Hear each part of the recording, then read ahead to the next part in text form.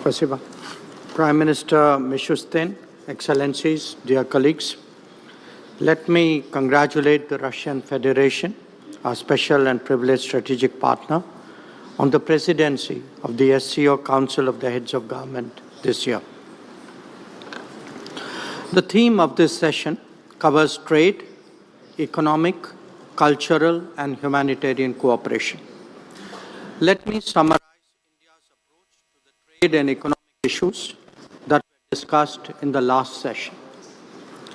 We assess the global economic situation to be particularly uncertain and volatile currently. Supply-side risks have been aggravated by demand-side complexities. There is consequently an urgent requirement to de-risk and diversify. This is best done by as many of us forging the widest possible economic links. For that to happen, it is essential that this process be fair, transparent, and equitable. India's endeavors to conclude free trade arrangements with many of you here are relevant. Regarding culture, India's long-standing historical ties with SCO members makes it particularly pertinent. Against this backdrop, Prime Minister Modi proposed at the Tianjin SCO Summit to launch an SCO Civilizational Dialogue Forum. As a civilizational state, India strongly believes that people-to-people exchanges lie at the core of any genuine relationship. Facilitating greater interaction between our intellectuals, artists, sports people, and cultural icons will pave the way for deeper understanding across the SCO. We also have a growing record of collaborative activities with regard to cultural exchanges. The exposition of sacred Buddhist relics in many of your countries is a notable example. India is also willing to extend its considerable experience of heritage conservation in Southeast Asia to Central Asia. Regarding humanitarian cooperation, this is important in an era of climate change, pandemics, and conflicts. Recognizing that, we have provided cancer treatment equipment to some SCO members. Similarly, India's supplies of vaccines and essential medicines reflected that commitment during difficult times.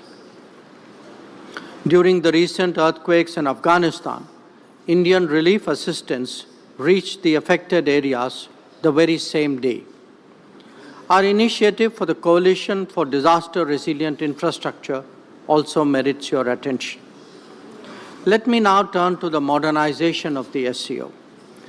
As the organization continues to evolve, India strongly supports its reform-oriented agenda. We welcome centers addressing challenges such as organized crime, drug trafficking, and cybersecurity. As the organization becomes more diverse, the SCO must be more flexible and more adaptable.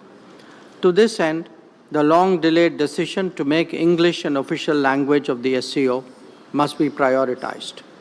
Colleagues, Excellencies, we all recognize that the SCO must keep up with contemporary changes. That must be reflected in fresh thinking and new collaborations. India's initiatives, such as the SCO Special Working Group on Startups and Innovation and the SCO Startup Forum, are good examples. They are aimed at promoting innovation and creativity, especially targeting the younger generation. Similarly, the recent SCO's Young Authors Forum in New Delhi is a good way of strengthening people-to-people ties. Excellencies, we must never forget that the SCO was founded to combat the three evils of terrorism, separatism, and extremism. These threats have become even more serious in the years that have passed. It is imperative that the world displays zero tolerance towards terrorism in all its forms and manifestations.